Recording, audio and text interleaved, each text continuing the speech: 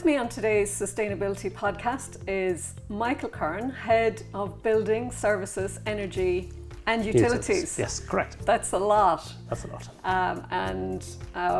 First of all, maybe just tell us a little bit about yourself, Michael, and what got you interested in sustainability. Okay, thanks, Nuala, and thanks for the invite as well. Delighted to speak and talk about the journey so far. I suppose originally from Derry, and growing up there, was interested in engineering, so went off to university in Liverpool and did a degree in building services. It was one of the only degree courses in the UK in terms around building services, and so I was really interested in it from that side. And then once qualified, I've been working in both in Ireland and Northern Ireland with small practices, large practices. And I suppose like I'm a chartered engineer for the last 20 years in building services. So a lot of experience from hospitals to even a creche up to an airport, a small house, a big house. Lots of experience here in the campus over the last 8 years since I joined the university. So it's been a wide and varied journey so far. So what part of all of that, and I imagine there's a lot there, but what particularly drew you to sustainability, or was it just part of your job? I suppose it is part of my job. It's a small portion of my job. It's about 10% of what I actually do on a daily basis. But I was reflecting on this before. We had the discussion, and back in 1990, on my first job when I was 16, I worked in a place called the Scupa Market in Derry, right in the middle of the bog side. And the philosophy behind the shop was it was bins of product, like flour, cornflakes. So we were doing that in the 1990s. We weren't using plastics. You brought in your own glass jars or your own box and you filled it up. So that was my first experience of, I suppose, recycling and plastic waste. And then again, looking back over other things, growing up in the 80s and 90s, like the dreaded words were, who left on the immersion. So that was your first taste of energy for anybody, and anyone my age. That's it. You were scared to leave the immersion on. So again, indirectly, maybe economically, we were looking at it from a point of view of reducing energy, but also financially. So yeah, I've experienced quite a lot of projects, as I say, over the years, different variety, but sustainability in the last, I suppose, since come to the university, I've had a lot more focus, and being the EPO, which is the Energy Performance Officer of the university, it's a lot of focus on that, and it's an exciting time to be in this industry as far as I'm concerned. So, and we're learning every day from it. So you said there that actually sustainability and energy sustainability is only 10% of your job. So what is your role completely, if you don't mind me asking? Could you just describe it? Yeah, so building services is a wide variety. So in terms of what building service engineers do, and as a chartered engineer, both with Engineers Ireland and the Chartered Institute of Building Service Engineers, I've just actually finished a 3-year stint as head of building services, and building services came to the fore in the last 3 years because of COVID, looking at ventilation, looking at CO2 rates, looking at how we operate buildings. So in essence, we've come forward and we've come into the limelight of the architect and the structural engineer. And from that basis, we can see that, the whole umbrella of activities that I do on a daily basis, whether it's fire, whether it's the first aid, whether it's mechanical ventilation, heating, it's electrics, it's lighting as we are here now, or even the operation of how we pay our bills in terms of the gas and the water. So it's a huge scope, but there's a team under that I work with, and they're an excellent team. If I name them all now, they'll be all be embarrassed, but I just want to acknowledge that team, both as an operational team, but also as the energy team, because they are the energy team as well. And we have a lot of key members of that team. And again, I'm not going to name anybody because don't embarrass anybody. They sound a bit like superheroes, though, the energy team. The energy, and they were awarded back in 2019. We did win the SEI Energy Team Award, and that's a lot of hard work that goes on campus that you won't see. Why I describe building services is that if you just have a box with nothing in it, it's not exciting. But everything to make that box happen, like the room we're in now, a building service engineer will have been involved somehow, whether through electrical, mechanical, even talking to the lift guy outside, or air conditioning. It's such a body. And I do some talks sometimes with schools and explain to them, trying to encourage them to go into building services. And the way I describe it is, it's like the human body. So the structural engineer, everyone knows what a structural engineer. So he would design the skeleton. The architect, he would design the body. And then the interior designer, which everyone loves, would design the clothes. And the civil engineer would be the feet, because he'd be on a sturdy surface. But the building service engineer does everything else. he makes the body work in terms of the blood flow, the ventilation, the eyes, the ears, the brains.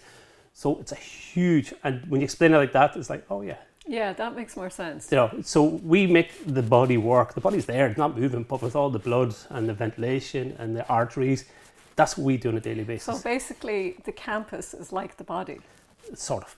We make this place operate. You know, it's funny when you drive past at night and you see the amount of the size of the campus. A walk is on. Like, it's parts of the campus I'm sure a lot of people have never been in, on the roofs or in the basements or in the ducts. And these guys daily make sure that this operates in the way it should operate and make it more efficient.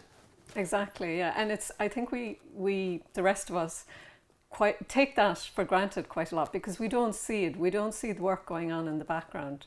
And obviously it's a large organisation and the campus is very, very widespread. And there have been a lot of new initiatives. I suppose maybe you could tell us a little bit about the work that's been done in the last few years. Yeah, I suppose the campus is not just, it's not the physical campus here, it's also our campuses, whether it's in Shannon or Gweedore or in Carna. So we look after all those campuses as well from a point of view of energy. We work to what is the government's targets on energy and how we try and reduce those. And as I say, from the university's point of view, 10 years ago, we had a campus of, I don't want to get into a lot of numbers today, okay? So it's just, I'll give you some brief. But the campus was 125,000 square metres. That's what it was back 10 years ago. It's now over 230,000 square metres. And we have reduced the energy as part of a team, as part of the university and our colleagues and students. We've reduced it by 50%. That's amazing, because really what you're saying is the campus has doubled in size. Yeah. And at the same time, energy has been reduced by nearly 50%. Exactly. That's amazing. Yeah. And again, I should confirm that the energy policy is signed by the president. It's not signed by me or it's not signed by someone else. It's the president, because it has to come from top down. And the university, there's been numerous projects. And a lot of the projects have been completed by financial support and also time support by the university and our partners like the SCI or the HEA. So in terms of the campus, what projects have we done? Like the team together and with our subcontractors as well, we've replaced 6,500 light fittings, the LED, they make them more efficient. We've installed over 500 kilowatts of power on campus on our roofs through solar PV. And nobody sees those. You won't see those, no. Unless we make a lovely video and we fly across the sky. And probably we don't see the lights. Although we see them, we don't kind of understand that possibly they are LED lights. Exactly. And then we put in sensors. We've looked in terms of heating. We were delighted to be involved with a recent Pathways project with the HEA and SCI in the Áras de Brún building. And that was our first real big retrofit project. So this was a BR rated. You'll hear a lot about BR rating over the next 7 years, and you'll hear a lot about carbon. But that building went from a D1, which was gas heating, windows not really that airtight, bad heating system. So now with the work that we've installed, and it is a research project as well, it's gone to an A3. So that means it's a more efficient building. We don't use gas anymore in the building. It's electrically heated, but it's controlled. And it's controlled in terms of that we understand now how the thermal comfort is in the building.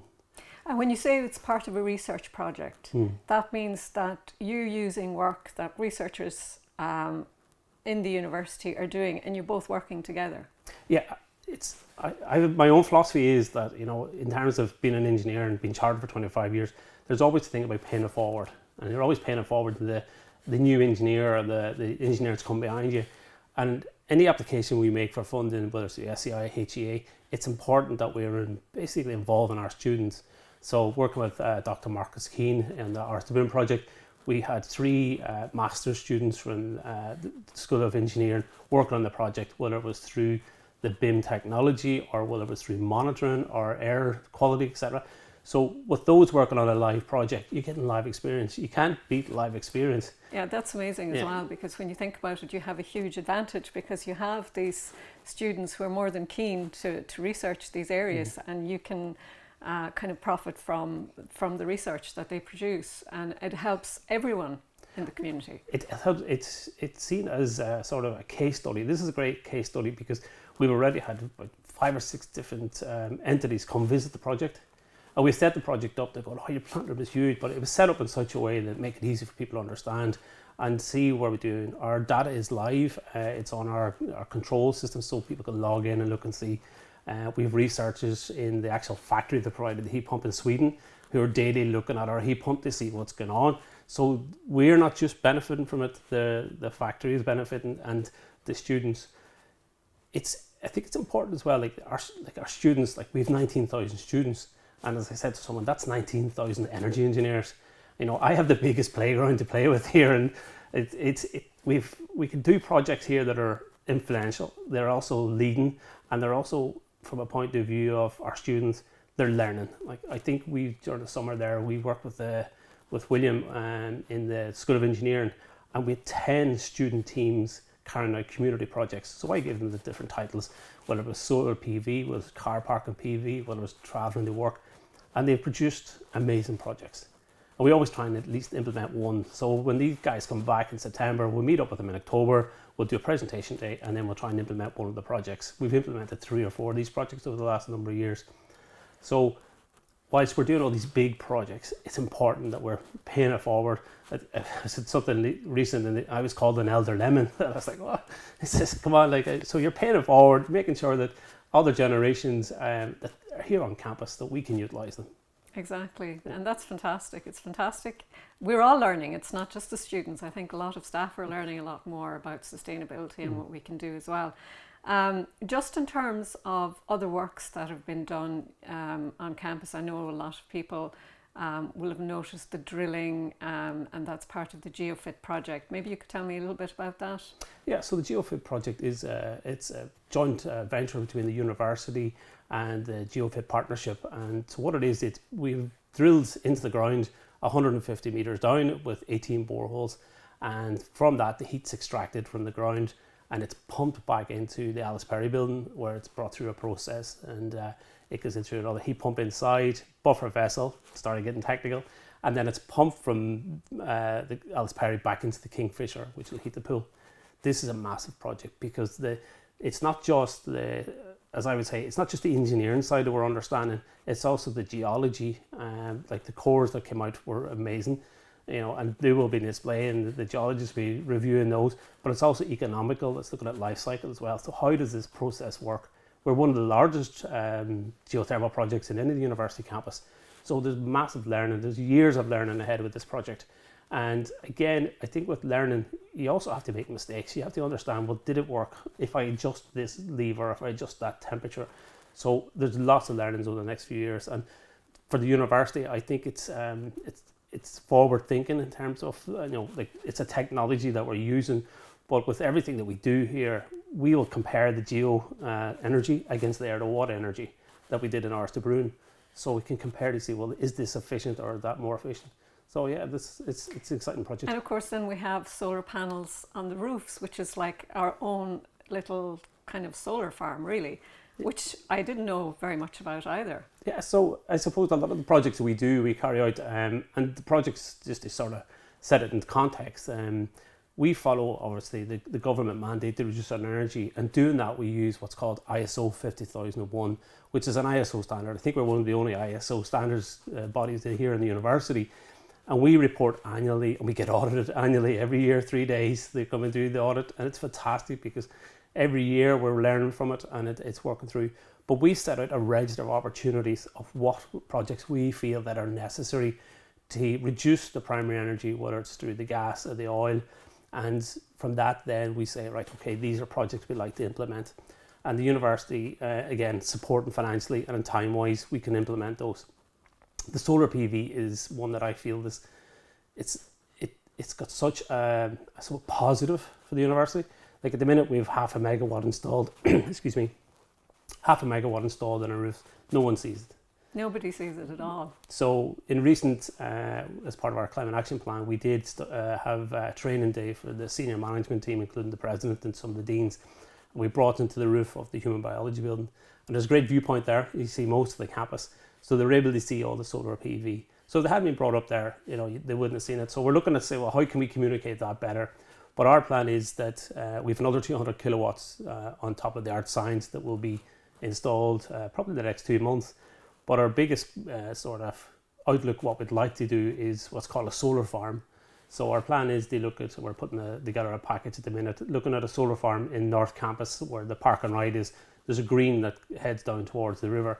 So it's a dual project where we're creating obviously power from solar, but we can use it as a biodiversity field as well. So we're looking at, so it's a win-win from biodiversity, but also from the solar, because that energy then will feed that we generate will feed back into the science research building, and that'll help offset some of the large electrical loads up there. Okay.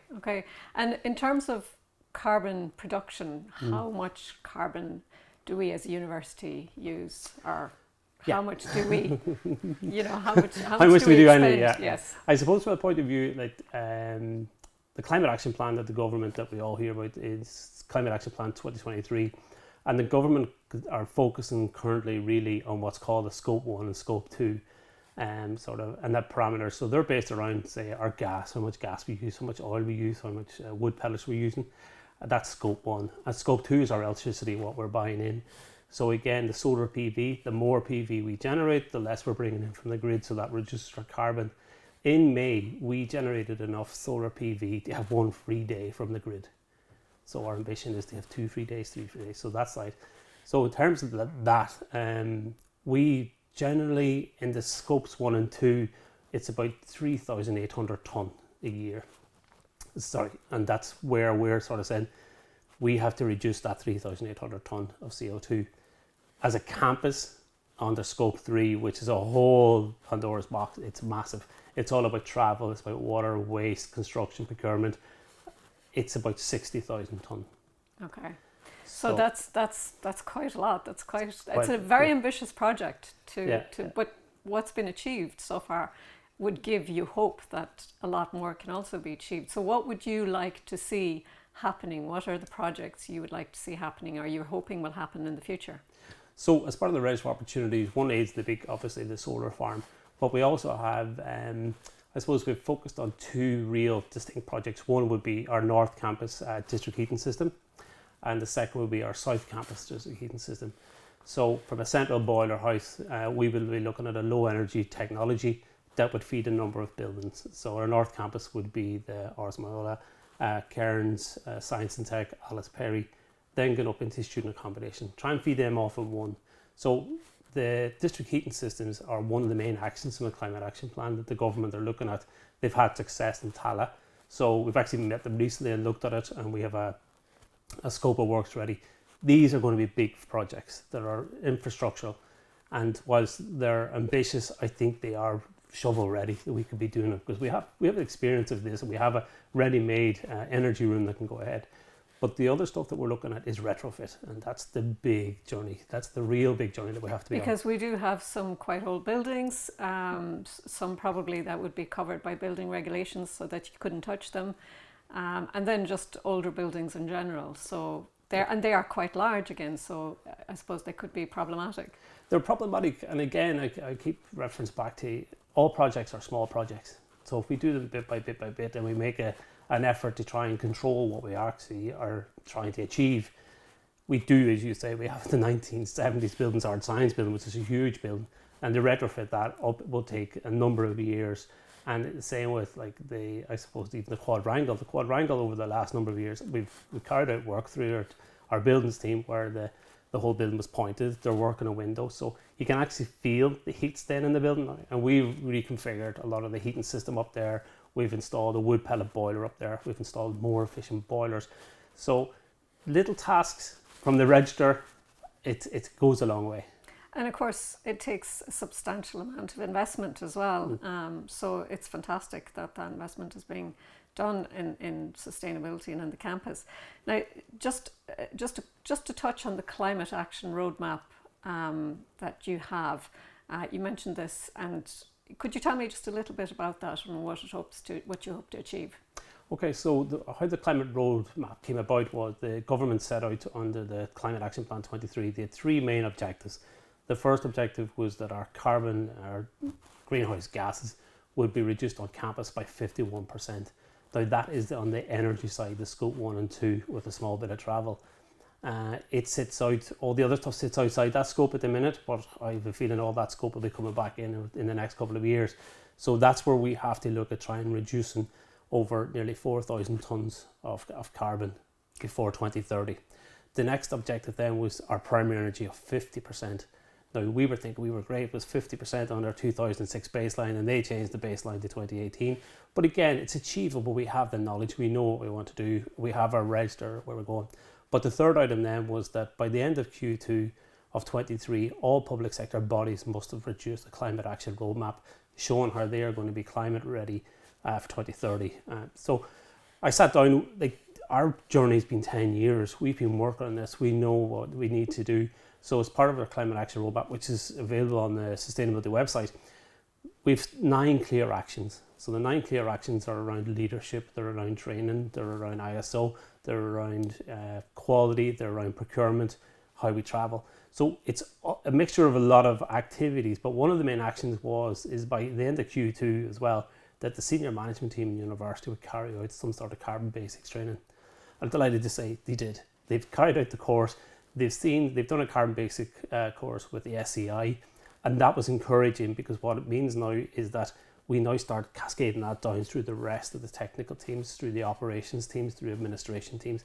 But running in parallel with the Students' Union, we work with SCI to set up an academy, so the students as well can avail of this, because the students really come up with the ideas. Of course. And we just implement. And they are the future. And they're the future. And some of the ideas that we don't know, I keep saying there's probably processes and activities in the renewable energy side, like the hydrogen, like the wave.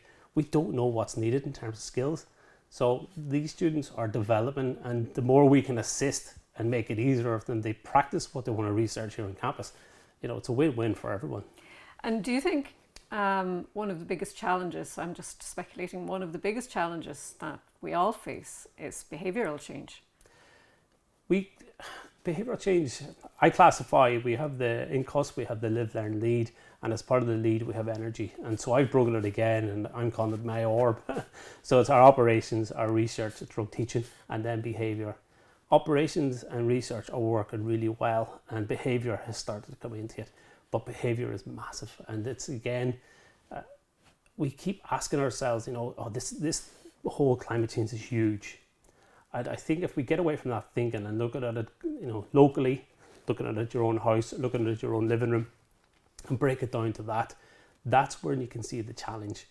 And we know what's going on. There's high temperatures, there's flooding, but I think if we start looking locally as a university or as a person, we subconsciously make decisions every day that, we talked about it before, and you can see, by switching off a light, you've made a conscious decision to do that. So you've made a change by deleting emails, by switching off your computer, or looking through your spam and deleting it, or even just hanging out the washing on the line. These are the small bits, and in the small chunks they eat away, and that's how we've done it as well. Like, we didn't just say we're going to do one big massive project. We've been doing little projects, and the little projects all add up, and that's where you're going to meet your target. So. And do you think as well that training will help people just be more aware of their habits day to day at home and at work? Yeah, I think, and I suppose, we had the event in January where we had the expo, the Energy Expo on campus, and it was for staff and students and the community. And we had people in talking about installation, how do you insulate your house, how do you drive an EV, how do you drive a car more sensibly in terms of trying to reduce your consumption.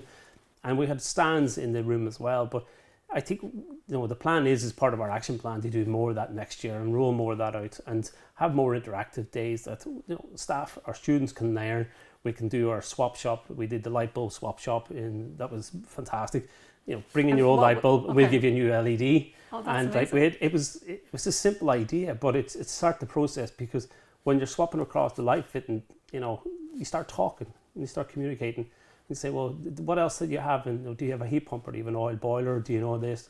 And I think when we get that dialogue going, and we can see, I suppose, we work in a sort of environment where it's all about learning, and I think collaboration is huge. And if the more we can collaborate with people, and the more we can sort of bring them on a journey, I don't think we can start saying you must. No. You must never works. This is the tools. We can give you these tools and we can help you.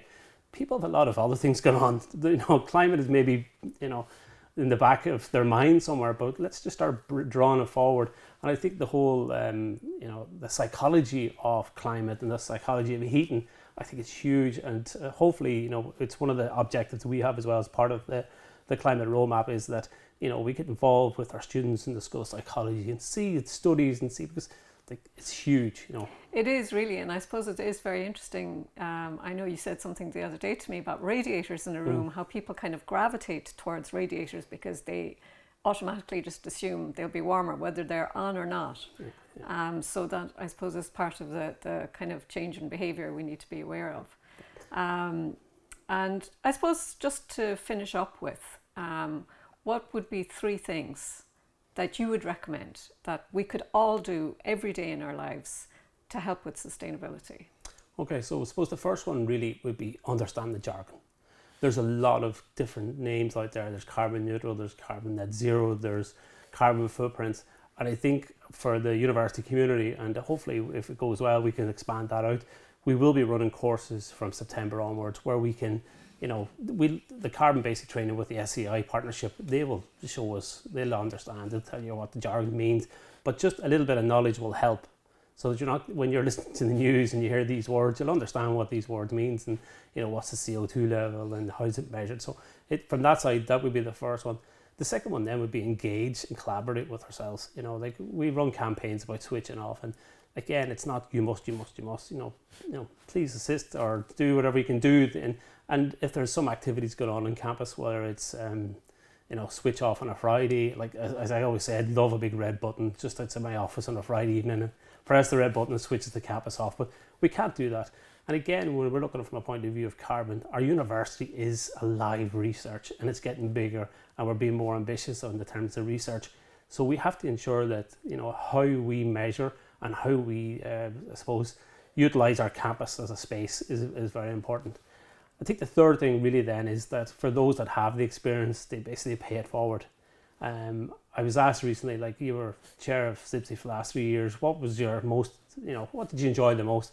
And I have to say, one of the best days I've had, even being in university as well, was actually back in January. We had the Energy Expo, but I felt we had to widen it out a bit, and so we involved the SEI schools program, and we brought the students, or the pupils from St Patrick's School just around the corner, and we had them in the cube, and we had set up activities for colouring in and reading books. But the highlight of the whole lot, okay, Guzzler was there, who's their sort of mascot, but the real highlight was our president addressing the children and reading the book to them and explaining the book to them. I thought that was magical, because my phrase was, guys, you'll be all back here in 10 years doing energy degrees. So again, if we can, I've knowledge, there's loads of other people with knowledge, pay it back, bring the students through, whether it's through Engineers Ireland in STEM or in SIBSI with STEM or whatever. We just need to bring them forward with us. Yeah, okay. Michael, thank you so much for coming in. Thank you. And that's Michael Curran, Head of Building Services, Energy and Utilities. Thanks Thanks so much, Michael. Thank you, Nuala. Thank you.